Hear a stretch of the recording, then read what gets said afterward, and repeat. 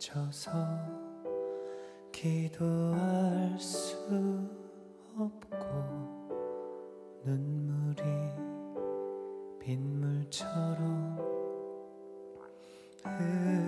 흘러내릴 때 주님은 우리 연약함을 아시고 사랑으로 인도하시네.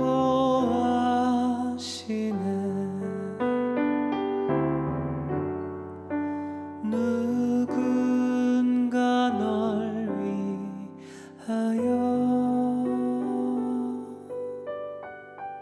누군가 기도하네. 내가 홀로 외로워서 마음이 무너질 때 누군가 널 위해 기도하네.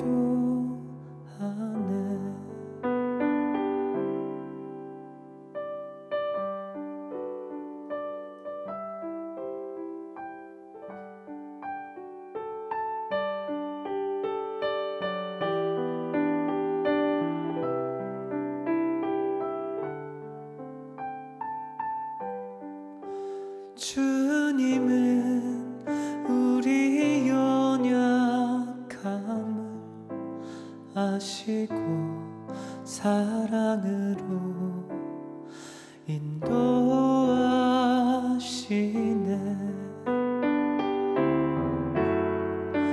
누군가 널 위하여 누군가 기도하네. 내가 홀로 외로워서 마음이 무너질 때 누군가 널 위해 기도하네.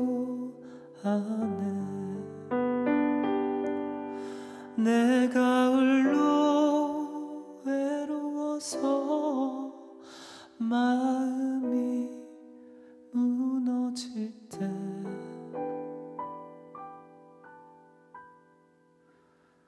누군가 널 위해 기도하네.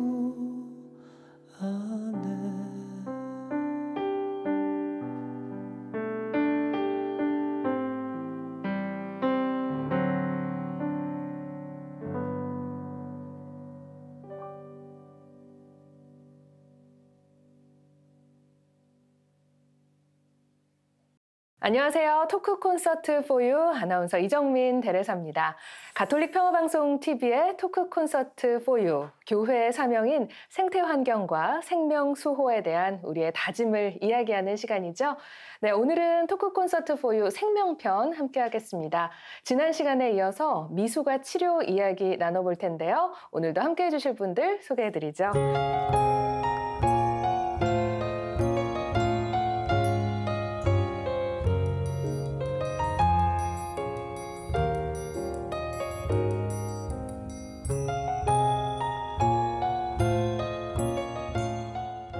네, 지난 시간에 이어서 우리 이른둥이들, 미수가 아니라 이른둥이로 이야기하기로 우리가 지난 시간에 얘기했었는데, 네, 혹시 이 이른둥이에 대해서 좀 모르시는 분들을 위해서 다시 한번 이야기하고 갈게요.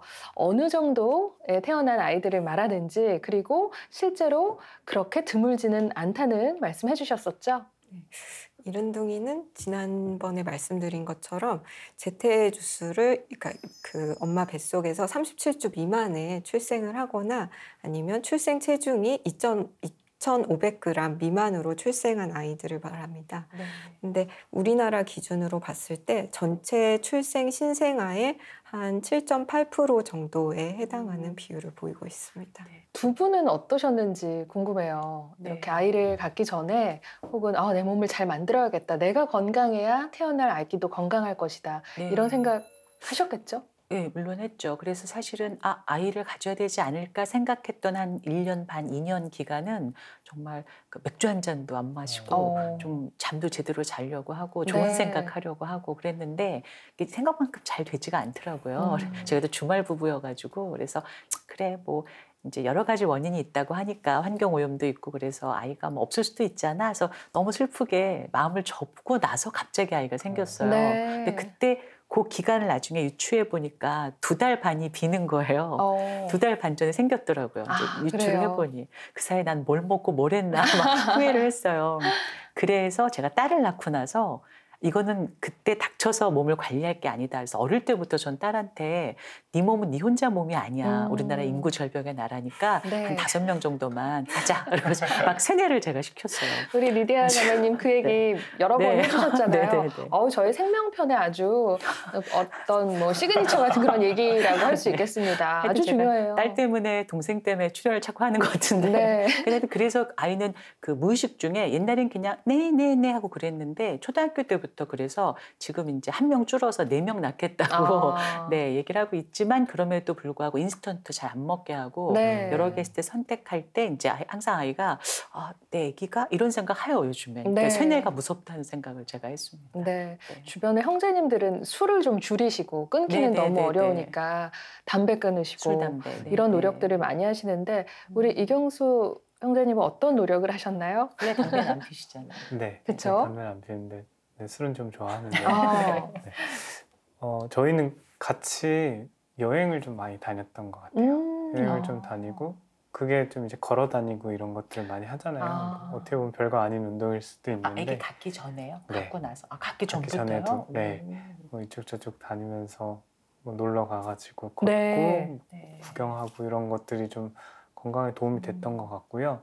제 아내 같은 경우는 아이를 갖고도 계속 일을 하고 학교를 병행했었어요. 네. 그렇다 보니까 아마 더 튼튼하고 좀 그러지 않았나 생각이 들더라고요. 네. 아이를 준비했다기보다 두 분이 그냥 노시는 게 재밌어서 하시는 건 아니시죠? 네, 맞습니다. 또 즐거운 부모님의 네, 즐거운 맞아요. 마음이 아이에게 전달되기도 하니까 건강에도 영향이 있지 않을까 네. 싶습니다. 그러면 또 이 가족력이 아무래도 여러 질병에서 중요한 요인으로 꼽기 때문에 이 미숙아 출산에도 가족력이 영향이 있을 것 같아요. 네. 그 가족력을 두 종류로 생각을 해볼 수 있는데 한 명의 산모가 첫째를 이른둥이로 일찍 출산을 했을 때는 다음번 분만에서는 이른둥이의 발생 확률이 높아집니다. 네. 그거는 확실한 그 위험 요소가 되고 있고 네. 그러면 엄마가 조산을 했다면 그 딸이 그 다음 세대에서 조산 확률이 높아지냐에 대해서는 연구 결과가 좀 여러 가지로 나와 있는데 네. 한 연구에서는 한 30% 이상에서 높아진다 이렇게 나오기는 해서 네. 완전히 무시할 수는 없을 것 같습니다. 네. 가족력이 확실히 작용을 하고 앞서 첫째를 그렇게 낳았다면 둘째도 그럴 가능성이 높다 얘기를 해주셨어요. 그러면 또 재태 기간이나 이 체중에 따라서도 미수가 이 생존율이 떨어진다고 하는데 떨어지는 이유가 참 다양할 것 같습니다. 네, 다양한 이유인데 가장 중요한 것은 사실 이거는 보호자분들한테 설명드릴 때 너무 조심스러운 이야기이긴 한데 가장 중요한 원인은 미숙하기 때문입니다. 그러니까 일찍 나왔기 때문이에요. 아기들의 네네. 그런 생존율과 합병증의 유병률이 높아지는 이유는 사실 머리부터 발끝까지 다 완성이 되지 않은 상태로 출생을 했기 때문에 그게 점점 발달을 하면서 네. 또 외부에 대한 자극이 계속 들어오잖아요. 네. 그러니까 뭐 그런 상황에서 발달하는 것 자체가 합병증의 위험을 높여주게 됩니다. 네. 그래서 주수가 어릴수록 당연히 이제 더 미숙하게 되잖아요. 그래서 주수가 어릴수록 그런 합병증과 생존율의 차이가 많이 나고 있고 예를 들면은 한 24주 미만인 경우는 신생아 중환자실에서 이제 잘 생존을 해서 퇴원을 할 확률 이런 거가 그 통계적 숫자 노름일 수 있는데 통계적으로 본다면 한 45% 이 정도 되는데요.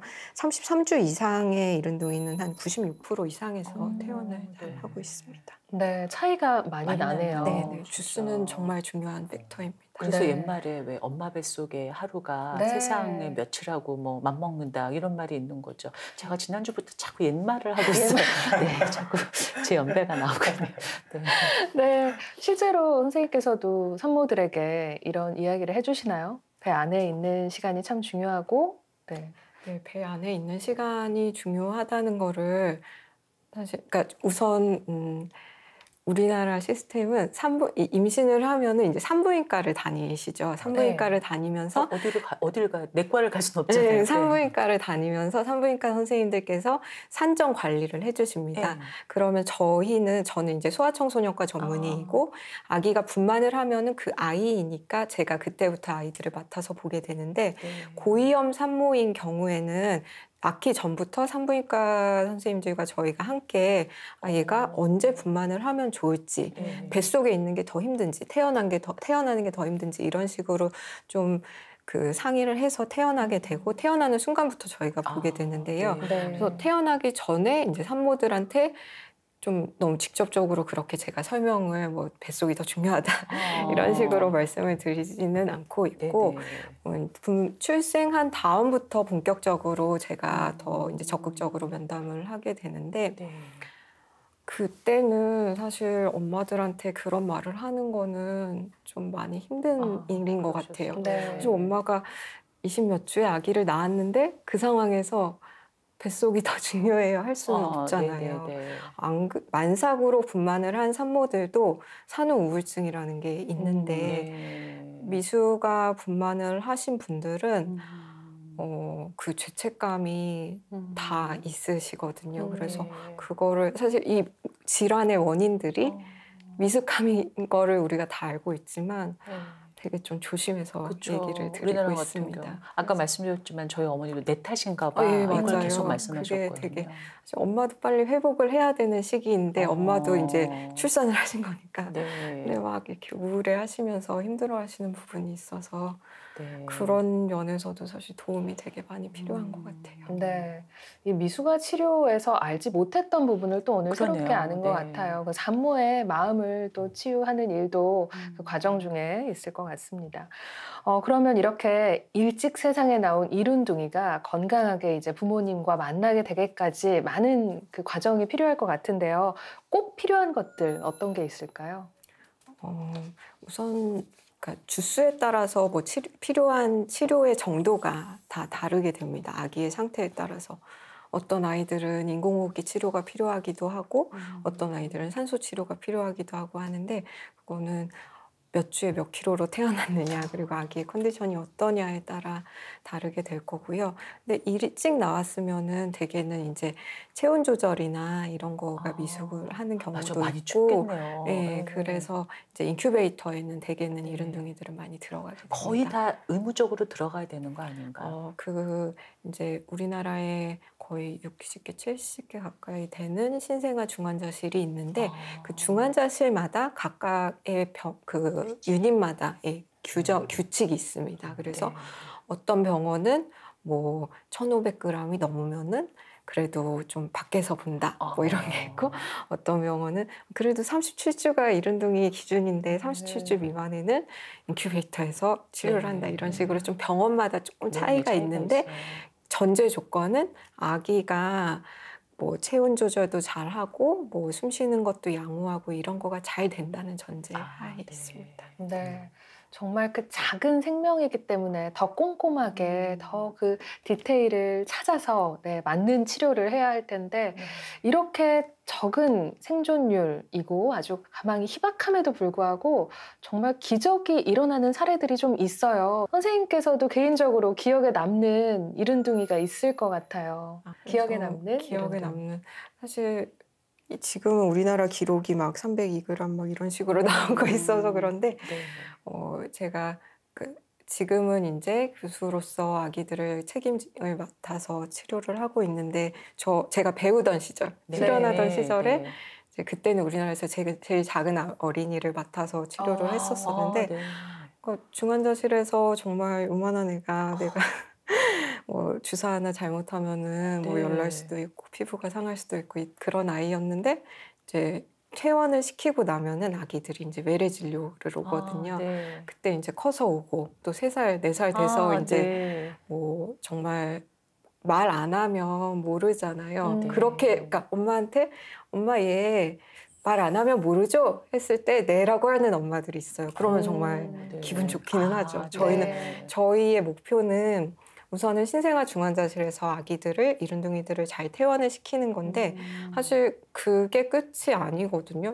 저희가 이렇게 막 밤을 새서 그리고 엄마도 이렇게 힘들게 아기를 치료를 하는 이유는 그냥 생존을 시키려는 게 아니라 이 아이를 정상적인 사회 구성원으로 만들어서 학교 보내고 직장생활 똑같이 하고 이렇게 하는 게 목표잖아요. 네. 그래서 정말 말 안 하면 몰라요. 그럴 때 진짜 좋은 것 같아요. 네, 아주 어떤 짜릿함, 희열, 네. 하고 굉장히 놀라실 것 같아요. 아이가 잘 막 이렇게 쾌활하게 걸어 들어오는 모습 보시면 선생님도 굉장히 보람을 느끼실 것 그 같습니다. 미수가 우리 이른둥이 네. 그 아이들이야말로 이제 폭풍 성장이라는 단어가 어울리는 그런 그렇죠, 유일한. 그렇죠. 네. 아까 선생님께서도 좀 말씀을 하셨지만 그냥 살리는 게 문제가 아니거든요. 이제 잘 살아가게끔 치료를 받는 것인데 이 사후에 이제 퇴원 후의 관리 어찌 보면 치료만큼이나 중요하겠습니다. 여러 뭐 단계가 있고 방법이 있겠죠? 네. 우선 아기들은 생일이 2개가 됩니다. 네. 아이들은 2개의 생일이 있습니다. 네. 사실 뭐 24주에 그러니까 지금 최근에 그 기사가 났던 원주의 소망이 같은 경우도 네. 그 태어난 날짜를 기준으로 네. 얘가 계산을 하면은 얘는 다 손해보는 거거든요. 네. 3개월 됐는데 목 안 그렇죠, 가누면 맞아요. 안 가눌 수 있죠. 일찍 못 가나 나왔는데. 정상이죠, 그렇죠. 네. 그래서 그 자기가 정말 태어났던 그 날짜, 진짜 생일이 네. 있고 네. 예정일을 우리가 또 하나의 생일이라고 설명을 해요. 그래서 예정일 기준으로 따지는 게 교정 연령이 됩니다. 그래서 그 교정 연령에 맞게 아기가 뭐 성장, 그 몸무게 늘어나고 키 크고 하는 거나 그다음에 발달, 언어 발달, 인지 발달, 그리고 운동 발달 이런 거가 교정 연령에 맞게 돼야 그러니까 평가를 하게 됩니다. 근데 따지면 얘네들이 평생 교정 연령을 따질 수는 없잖아요. 네. 60살이 됐는데 네. 내 생일이 2개인데 이럴 수는 없잖아요. 그래서 학문적으로나 얘기할 때 저희가 따라잡기 성장이라고 이야기를 합니다.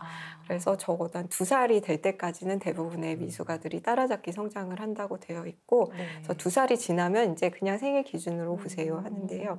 그 따라잡기 성장을 하는 과정 동안 우리가 봐주는 것 중에 대표적인 게 이제 소아청소년과에서 아기가 그런 키 체중의 성장이나 아니면은 그런 발달이 잘 되는지 보게 되고 그다음에 그 눈이랑 귀 그 시력이랑 청력에 문제가 생기는 경우가 조금 비율이 높습니다. 그렇기 때문에 안과랑 이비인후과에서도 같이 모니터링을 하게 되고 그러니까 뭐 자주 본다는 게 아니고 체크업을 이제 하는 포인트들이 있습니다. 그렇게 하고 이제 또 하나는 이제 재활의학과에서 같이 아기의 운동 발달을 저희랑 같이 평가를 하면서 이제 그 적어도 2살까지는 보게 되고 뭐 좋은 아이들도 많습니다. 그런 합병증이나 티가 안 나는 아이들도 있는데 솔직히 말씀드리면은 합병증을 가지고 뭐 정말 뭐 내성마비가 생기거나 이런 친구들도 있거든요. 그래서 그런 어린이들은 이제 재활 치료랑 이런 거를 계속 병행을 하게 됩니다. 뭐 이런 경우도 있는데 실제로 예전에 속설처럼 그 달 덜 채우고 나왔다 그러면 머리는 정말 좋을 것이다. 그래서 IQ가 높다. 뭐 이런 말도 전 들은 적이 있는데 이건 속설이군요. 그 이제 옛날에보다 최근에는 이제 아이들이 퇴원하고 나서 어떻게 성장하느냐에 대한 관심이 되게 높아져서 그런 과거에 이른둥이로 출생했던 아이들에 대한 평가들이 이루어지고 있습니다. 그래서 사실 아주 아주 일찍 태어난 어린이들 같은 경우는 사실 IQ에 영향을 받는다고 되어 있기는 합니다. 근데 평균 그 주수랑 IQ가 약간 비례하는 모양으로 나오기는 하는데 그래도 뭐 30대 이상으로 올라가고 하면은 그게 완전히 일치하지 않는다고는 하고 있고, 네. 그리고 그런 결과를 이제 알았으니까 그렇게 IQ 떨어지거나 하는 아이들을 최소한으로 만들기 위해서 저희가 조기 중재나 이런 거를 하고 있습니다. 네. 네. 옛말 중에 하나가 팩트 체크가 됐네요. 네네네네. 네, 속설은 속설이고. 정말 네. 공부 많이 했습니다. 진짜. 네. 그래요. 근데 우리 아이들이 이렇게 나와서도 선생님께서 꾸준히 봐주시고 그 성장 단계마다 계속 이렇게 확인을 하시는데 또 확인해야 될 분들이 있죠. 우리 아이를 일찍 낳았다는 그 죄책감에 시달리는 어머니들 관리도 네. 중요할 것 같아요. 네, 그 산후 우울증이 당연히 훨씬 더 심하게 오고 죄책감 오고 우울증 오고 옆에 아기는 없으니까 공허하고 이런 되게 많은 어려움이 있습니다. 네. 그리고 그 출생 직후에는 이제 그런 문제가 있고 네. 얘가 퇴원을 하고 나면 그래도 이게 말이 좀 앞뒤가 안 맞으시는데 건강한 미숙하면은 사실 그냥 뭐 외래 오라는 날짜에 오고 이러면 되는 건데 네. 좀 치료가 필요한 경우에는 거의 뭐 우리나라에서 이제 많이 경제적인 지원을 많이 해주고는 있지만 그래도 어머니나 아니면 아버지, 그러니까 보호자분이 완전 아기한테 달라붙어가지고 네. 뭐 병원을 데리고 다니고 이래야 되거든요.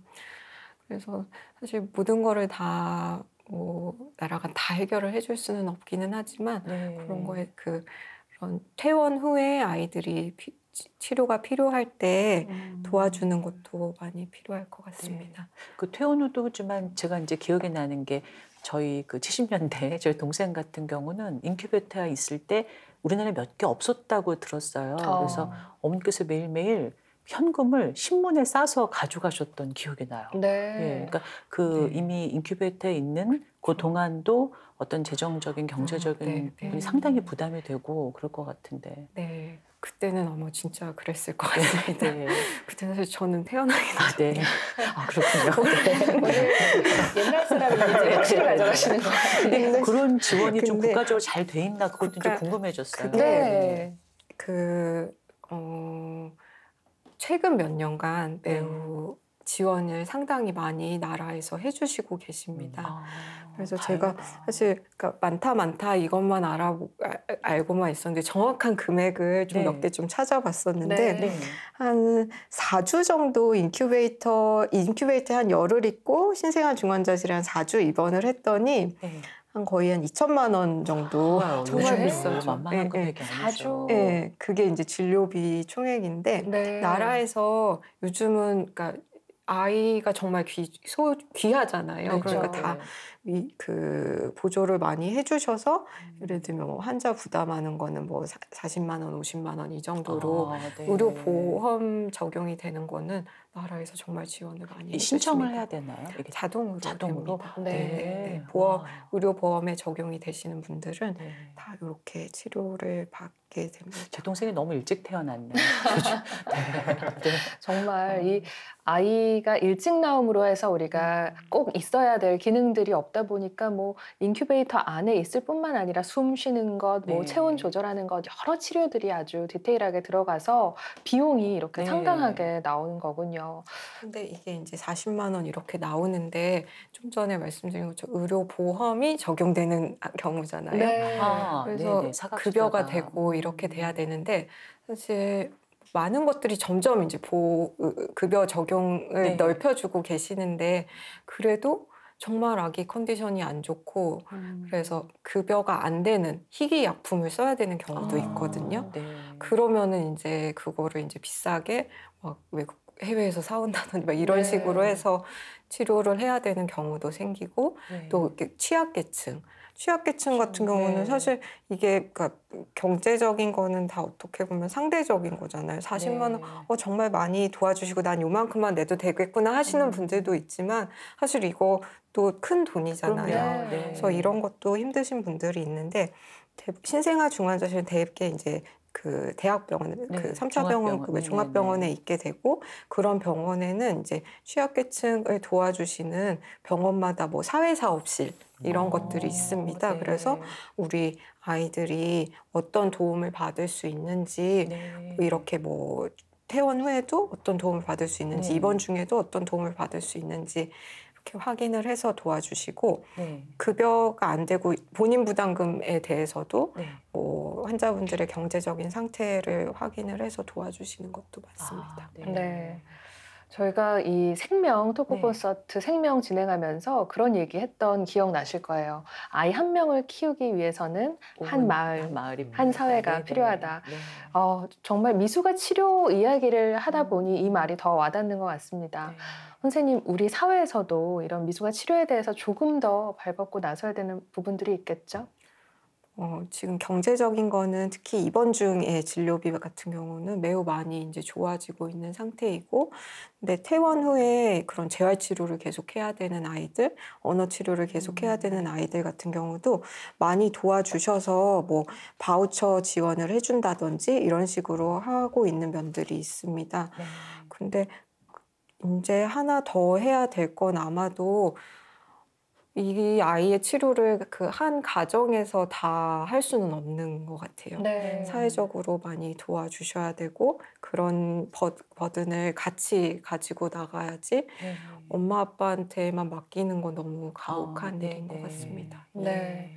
아마 오늘 방송을 보시는 분들 중에는 이 마음을 좀 보태고 싶다 하시는 분들도 분명 계실 것 같아요. 선생님, 이렇게 지원을 받을 수 있는 방법 혹은 내가 도움의 손길을 좀 주고 싶은데 그 방법을 모르실 것 같거든요. 네, 좀 알려주실까요? 지원을 받을 수 있는 방법은 사실 이른 등으로 태어나면 대개는 이제 집에 바로 못 가고 중환자실에 입원을 하게 되니까 이제 의료진이 이제 가이드를 좀 주시고는 네네. 합니다. 그래서 좀 전에 잠깐 말씀드렸던 사회사업시 도움을 받을 수 있고, 사회사업실이요. 예. 네. 그리고 또 이제 신생아학회랑 사회복지사협회에서 이제 이런 식으로 미숙아 가정이 꼭 알아야 할 복지 정보 이런 식으로 네. 좀 정리를 해서 준 것도 있습니다. 그래서 네. 이거를 뭐 아이 치료비 퇴원 후에 뭐 지원은 어떻게 받는지 이게 이른둥이 포함해서 전체 신생아들 대상으로 어떤 지원이 있는지 보고 네. 여기 보면은 사실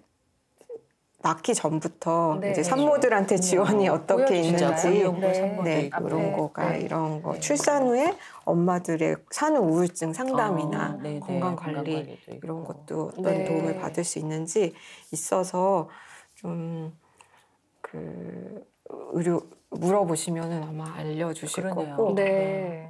병원에 따라서는 사실 우리나라는 아무래도 아직은 상담 뭐 우울증 상담 이런 거에 대해서 문턱이 좀 있잖아요. 네네네. 그런 정신건강의학과에서 네. 상담을 받는 거에 대한 문턱이 있는데 어떤 뭐 병원에 따라서는 뭐 엄마한테 그런 기록이 있는 게 아니라 뭐 어떤 아기의 보호자의 상담 기록 이런 식으로 좀 남기는 경우도 있어서 더 엄마가 점점 더 힘들어지시기 전에 네. 옆에서 도와주시는 게 좋을 것 같습니다. 네. 여러분 어떤 생각이 드셨을까요? 참 우리가 모르고 살 수도 있는 부분이지만 이 아주 세상에 호기심이 있어서 먼저 태어난 이 아기들에 대한 어떤 뜨거운 마음 같이 느끼셨을 거라 생각을 해봅니다. 초미숙아로 태어나서 이렇게 인큐베이터 안에서 사투를 벌이고 있는 우리 아기들, 그리고 아기의 건강을 신경 쓰기도 바쁜데 또 이 막대한 비용을 감당해야 되는 부모님들의 어려움 느껴지셨을 거라 생각합니다. 세상에 왔지만 아직 세상으로 나가지 못한 아이들을 위해서 기도 중에 꼭 기억해 주셨으면 좋겠습니다. 네, 오늘 토크 콘서트 포유 생명 미숙아 치료편 함께 해주신 세 분, 교수님, 리디아 자매님, 경수 씨, 고맙습니다. 네, 저는 다음 주에 다시 인사드릴게요. 함께 해주신 여러분 고맙습니다.